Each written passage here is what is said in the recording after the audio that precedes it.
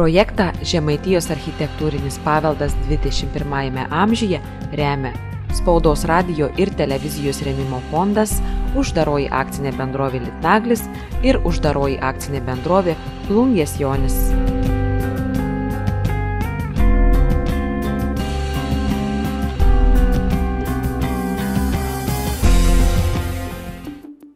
Salantai unikalus, senas ir garbingą istoriją menantis miestas, įsikūręs abipus Salanto upės šiaurės rytinėje Kretingos rajono savivaldybės teritorijos dalyje.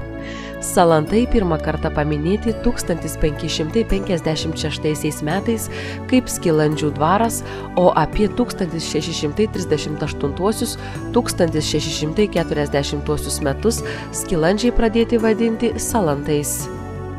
1668 metais Salantai jau vadinami miestu. Kada tiksliai buvo pastatyta pirmoji bažnyčia Skilandžiuose, nežinia.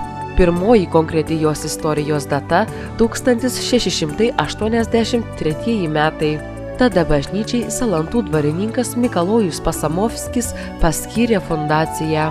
Įsteigus bažnyčią, žemaičių vyskupas Merkelis Geišas įkūrė parapiją, kuri susidarė netokia jau maža. Praėjus kuriam laikui esant tokiai dideliai parapijai susirūpinta naujos bažnyčios statyba.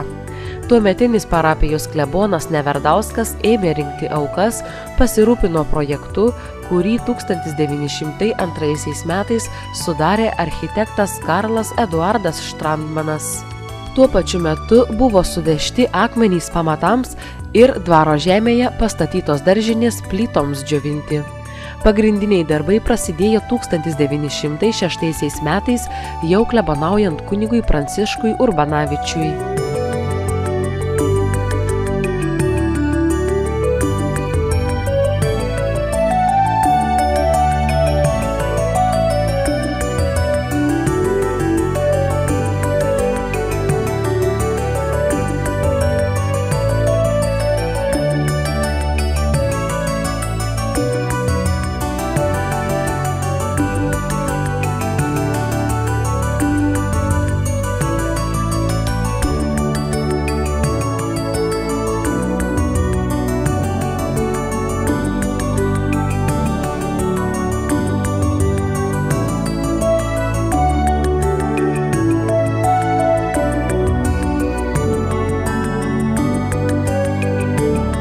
Kunigo Pranciškaus Urbanavičiaus dėka vienos gražiausių Žemaitijoje neogotikinio stiliaus bažnyčių su įspūdingomis altorių statulomis įvairiaspalviais langais baigta per itin trumpą laikotarpį. Prelec Urbanavičius buvo labai geras organizatorius ir jis šitokius didžiulius rūmus pastatydino per 6 metus, per beveik 5 nepilnus 6 metus. Stebėtis reikia. Taigi šitas bažnyčias statė be aukštuminių kranų. Visus plytelės yra suneštos žmonių ant nugaro. Su rankoms viskas daryta yra. Tai vat, stebėtinas toks yra faktas, kada žmogus tiek sugebėjo suorganizuoti aplinkinių gyventojus ir parapijos žmonės, kad taip entuziastingai šita bažnyčia ir gana greitai buvo pastatyta. Jo Urbanavičius čia miręs ir palaidotas, jo kapas prie bažnyčios iš lauko pusės galite pamatyti Urbanavičiaus. Tai ką akcentuočiau šitą asmenybę kaip Salantams labiausiai nusipelniusi asmenybė šitos bažnyčios statyboje.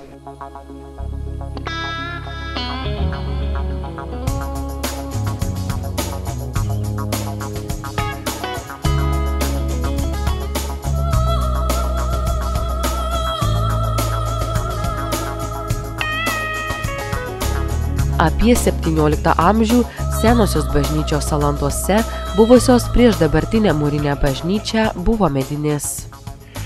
Senesnės bažnyčios tai čia nuo 17 amžiaus, 1620 metai jau bažnyčia atsirado, bet jos buvo pirma, antroji irgi visos medinės buvo bažnyčios.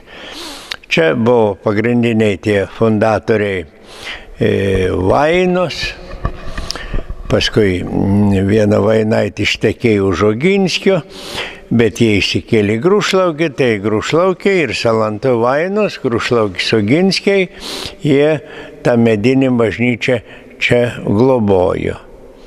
Nu, įdomus toks faktas, kad tą medinį bažnyčią tie kunigaikščiai buvo pasidalinę globoti per pusę. Bet tą pusę jie darė Šilgoj bažnyčios. Tai Šilgoj bažnyčios tai viens remontuodavo vieną bažnyčios pusę, kits kitą remontuodavo. Nu, būdavo visokių nesusipratimų istorijos, ten viens geriau atremontuoja, kits prasčiau. Tai taip toliau. Tai čia Salanto bažnyčia iš pradžių buvo labai didelė. Atsiprašau, ne bažnyčia, parapija buvo didelė. Atvažiavęs vyskupas Valančius į šitą parapiją vizituoti ar iš čia lankyti jos, įsitikinęs, kad ta parapija per didelė, ją sumažino. Ta atjungė Kartenos parapiją. Tai jau čia matai, Grūšlaukis atskira bažnyčia atsirado, paskui vėliau Notėnai atsirado, čia jau Skuoda buvo prieš Salantus buvo. Ir šitaip Salantų parapija buvo sumažinta maždaug iki šių dienų lygio. Jau čia Valančiaus įsikišimas.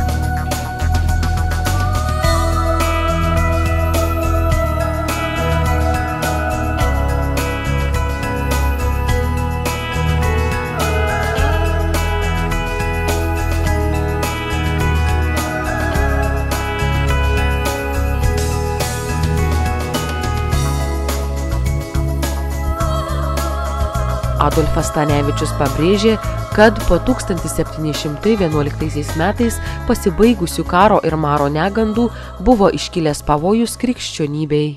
Valančius atvažiavo vizituoti čia Salantus, nes matote, po 1711 metais pasibaigusių čia karo maro, čia visokie ta apylinkė labai buvo užtuštėjusi. Nes, pavyzdžiui, aplinkiniuos kaimuose bebuvo lyg po vieną, po du žmonės. Ir tas ištuštėjimas, žmonės, kadangi ištuštėjai pavieniai, buvo pradėję grįžti atgal į pagonybę. Ir netoli Salantų, Alkos kalnas, čia Erlėnų teritorijoje, buvo atgal užkurta ugnelė. Tai yra tikras faktas, dokumentuose šitas faktas minimas yra. Tai Valančius specialiai išgirdęs tos gandus, kad pagonybė grįžta čia į žmonės atgal, jis ir atvažiavo, kaip mes čia sakome, užgesino Valančius paskutinį ugnelį, pagonių ugnelį. Tai čia vėliausia Žemaitijoje degusi pagoniška ugnis Alkos kalne.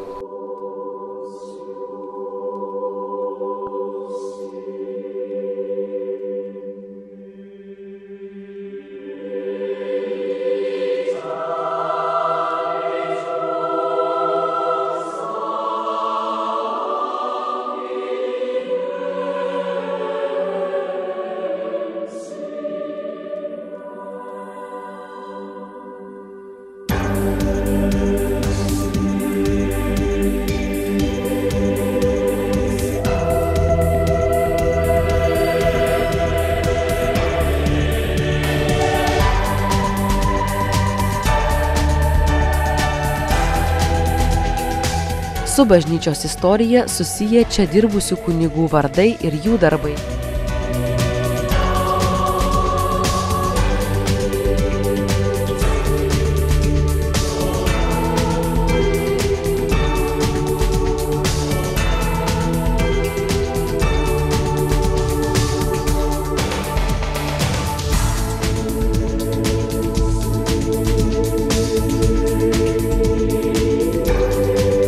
Karo metais ir pokariu čia dirbo prelatas Antanas Simaitis, šiandien prisimenamas kaip šviesus žmogus, susirašinėjęs su daugybė šviesuolių. Po Urbonavičiaus buvo Genys, paskui buvo labai žymus, čia buvo prelatas Antanas Simaitis. Antanas Simaitis išbuvo daugiau negu 20 metų, jis visą nepriklausomos Lietuvos periodą, per visą karą ir po karo, kai aš važiavau dirbti į Salantus, 1952 metais Simaitis tebebuvo čia prelatu. Dabar čia tas Simaitis prelatas buvo, kaip sakant, visos parapijos globėjas. Daug žmonių išgelbėjo ir karo metu, vokiečių okupacijos metu, nuo pražūties, nuo sušaudymų. Jis gelbėdavo žmonės. Jis turėjo, svarbiausia, aš noriu papasakoti, jis turėjo ryšį su salantiškiais, buvusiais salantiškiais mokslininkais. Jis turėjo gerą ryšį su profesoriu Saliu, Salys profesorius, buvo iš Raketės kilimo, čia iš gretimų kaimų Raketės kilimo. Ir antras akademikas Adolfas Jucys. Adolfas Jucys iš Žalimų kilimo, iš Barzdžių kilimo. Tai čia Žalimai, Barzdžiai, tai šitos apylinkių, nuo kalnalių, kaip sakant. Tai jis palaikė ryšį su jais. Ir šitą faktą aš sužinojau Vilniui. Čia Salantus nebuvo propaguojamas tarybiniais laikais. Aš netyčia papuoliau, mane čia išsiuntė į rajoną, į Vilnių, į mokslo akademijos dienas. Salantų bažnyčioje buvo išsaugotas didžiulis turtas, didžiojo lietuvių kalbos žodyno kartoteka. Man iš atminties išdilo, kuris ten akademikas darė pranešimą, kaip buvo panaudota Simaičio šitą globą ir išgelbėtos lietuvių žodynų kortelės. Lietuvių žodynų kortelės buvo Vilniuje ir joms grėsė pražūtis. Jie sutarė, ką daryti. Tai susitarė šitie trys šulai, Simaitis, Salys ir Jucys, susitarė tas korteles vežti į Salantus. Ir visas tos kortelės buvo atvežtos į Salantus ir buvo Salantų bažnyčiai paslėptos. Jo dalis tų kortelių buvo čia po grindims, Rusija bažnyčios, kita dalis ten buvo kieme varpinė, tokį medinį. Tai mediniai varpiniai net buvo sukrauta daug kortelių. Dabar, kai praėjo frontas, jau matai, praėjo frontas, sutarė jie, Vilniškiai sutarė tas korteles vežti atgal į Vilnių. Tai Vilniuje jie gavo leidimą specialiai iš Sniečkaus ir dar čia mokslinė vertybė tos kortelės. Ir gavo leidimą, gavo 7 sunkvežimus ir tas korteles vežė į Vilnių beveik 2 savaitės. kol parvežė su tai sunkvežimis Vilniuje, tai leidimus ir taip toliau.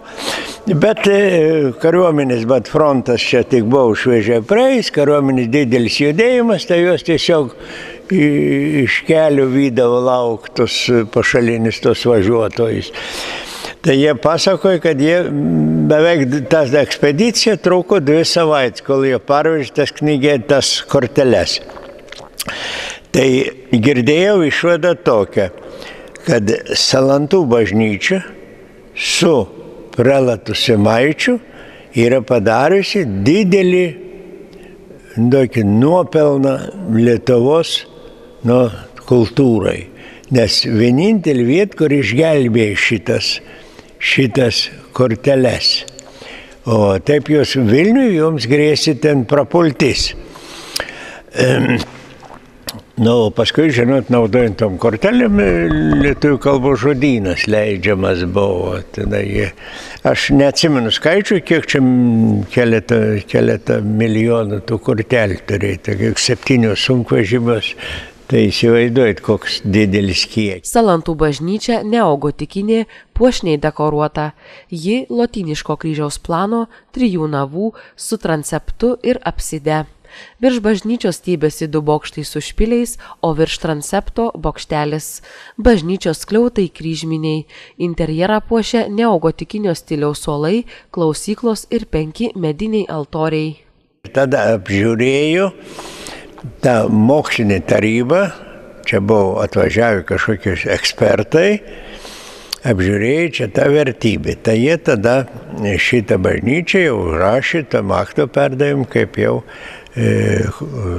architektūrinį paminklą, neogotikinį stiliaus architektūrinį paminklą. Dabar apžiūrėjau visus čia įrengimus, altorius ir nustatė, kad šitie altoriai yra daryti Salantų vietinių meistrų. Vietinis meistras Baldžiūnas toks buvo, jis turėjo daug ir tų gizelių, ir čia tokių garbingų meistrų buvo jo tie gizeliai, paskui jau kurios ir aš čia atvažiavęs radau į Salantus. Tai jis šitus altorius visus dirbo tas Baldžiūnas su savo komanda. Tačiau ta komisija altorius kaip tokiais liaudės paminklais nepripažino. Nes šitie altoriai dirbti pagal italų menininkų trafaretus, tik tai Salantų meistrai dirba. Bet reiškia, trafaretai, kaip sakant, popieriai buvo ne vietinis kūrybos, ne liaudės kūrybos. Dabar čia smulkiau jie netyrinėjo ir čia tokių liaudės meno tokių rūbų čia nerado. Visi tokie jau standartiniai čia. Tas paveikslus ir tos skulptūras jie irgi tada nevertino.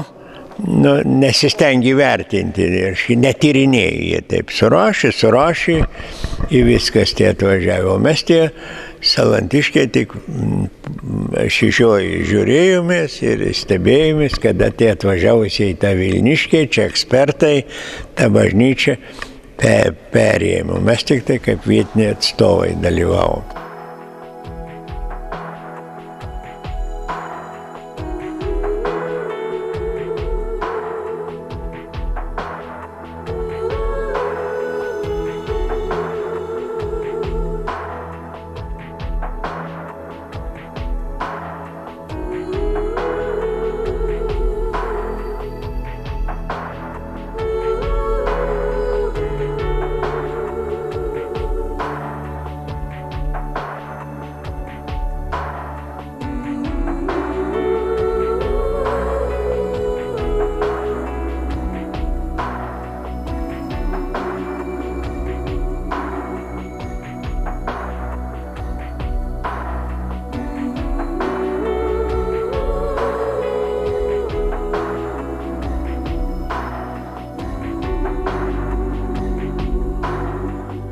Tarybų valdžia tai visur, kur tik išmanė, tai trukdė bažnyčios ir parapijos veiklai, trukdė. Kur tik tai buvo įmanoma, visur trukdė. Bet vieną jį padarė tokį gerą paslaugą, arba jie tyčia, ar per apsirikimą, mirusiųjų dieną leido švęsti visų šventų dieną. Visų lapkričio leido švęsti. Nu, ten vieną dieną nesutapo, bet sutarkydavom, kad sutapdavo. Tai įsivaizduoju, visiems, kuriems mums buvo draudžiama visur eiti, mes jau ėjom viešai švęsti mirusiųjų dieną. Tai reiškia, tada jau mirusiųjų šventės buvo toks visuotinis šventės. Ir visi partiniai, visi nepartiniai, visi tikintis, visi netikintis, ėjom švęsti mirusiųjų dienos. Nes mūsų lietuvių tautos kultūroje mirusiųjų prisiminimas yra savotiškas kultas, yra tokia geras paprotys.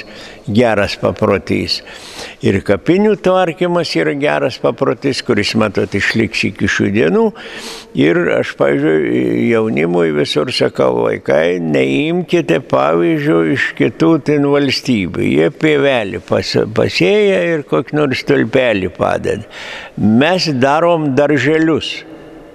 Tai nėra neigiamas požymis, tai yra mūsų tautos kultūros bruožas. Ir jį reikia puoselėti. Nesvarbu, viens tokią gėlelį pasėja, kits tokią pasodina, o rezultatas kapinės yra gražus mūsų. Vienas sugeba gražiau, kits prasčiau, kits katras pinigų turi, paminklus turtingesnius padaro, katras bėdnesnius, bet neprižiūrėti kapų jau negalima. Jau mūsų tas ryškus bruožas. Ir šitą mūsų tautiškumo bruožą reikia puoselėti, o ne atvirkščiai imti pavyzdį iš tų tautų, kurios į kapines mažai dėmesį. Tai, pavyzdžiui, rusų tauta mažą dėmesį kreipdavo į kapinių tvarkymą. Nu, kad ir ten tos vakarų valstybėje jie tik tai pievelis su traktoriais pjauna. Tas pievelis, nu, mes dar kapus tebekasam su kastuvais. Pas mumis su traktoriu kapų duobį kasti vėl nepadoro, juk taip jau savo giminiai jau į kapą nebiškasi. Tai yra kultūros bruožas, jo reikia vertinti šitus dalykus.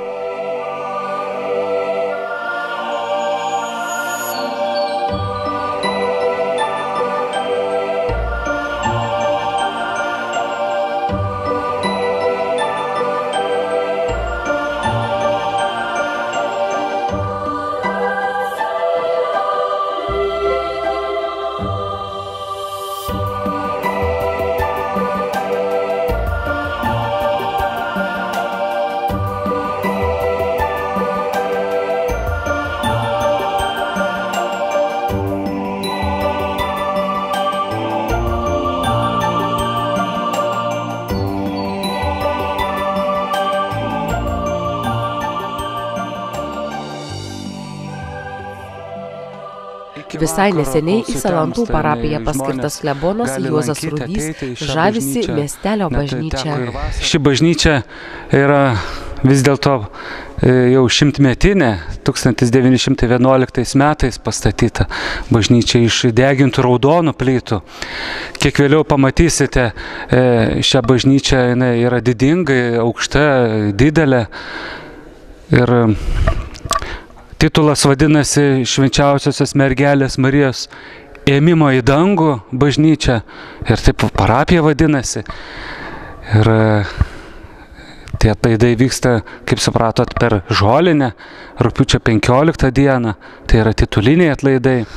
Ši bažnyčia turi unikalumą tuo, kad jinai kaip jau yra 3 navų bažnyčia, kaip toliau pamatysite, yra neogotinė bažnyčia. Yra taip pat vadinama net bazilikinė, nes vis dėlto jinai turi kiekvieną navą savo tokius, na, kaip sakant, bijau kaip pasakyti, suėjimus tokius. Kiekviena nava yra išskiriama su langais.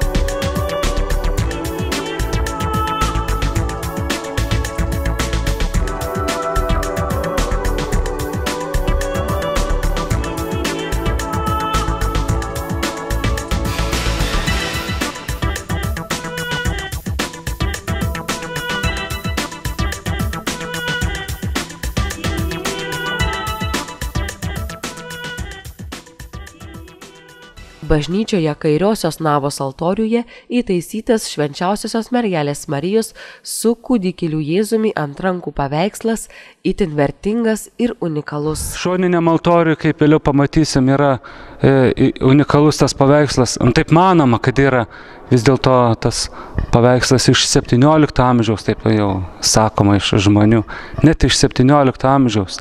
Ir gal 19 amžiuje net buvo metalu padengta, žmonės padengė metalu, tauriaisiais metalais. Švenčiausiosios mergelės Marijos ėmimo į dangų bažnyčią džiaugiasi daug pravažiuojančių pro Salantus žmonių.